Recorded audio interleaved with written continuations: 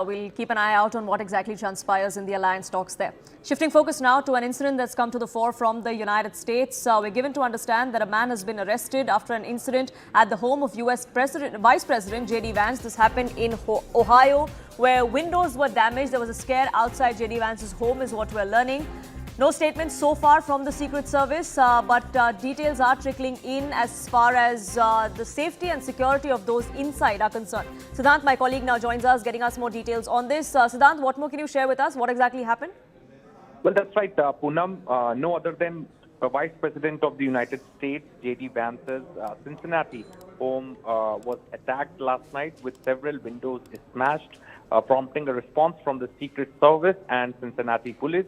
In fact, Secret Service agents rushed to the East Walnut Hills residence in the early hours of Monday, and a suspect has also been taken in the custody. Though authorities have not confirmed whether charges have been filed, police told the local media houses that the suspect was detained, but provided no further details.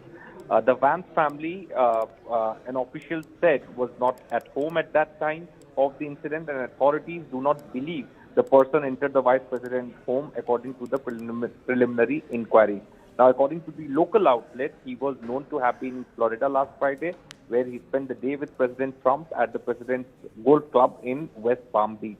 Now, this incident is also taking place at a time, Poonam, when there are massive protests going on in the United States, some in favor of United States for arresting President Maduro, but there are groups, Venezuelan expats living in the United States, which are not happy with the way U.S. Arrested President Maduro, and he has been brought to the United States. Perhaps, as I said, that the identity of the suspect has not been revealed, his affiliation, etc. We don't know anything about that. But since this, the house of Vice President has been attacked, so right now all angles are being probed, both by the Secret Service and by the Cincinnati police. Back to you. Right. Siddhant, thank you so much for getting us the latest on that front. What will be the basis for what the U.S. government argues in court, at the very least, in this stunning, soon-to-be expected prosecution of a now former Venezuelan leader.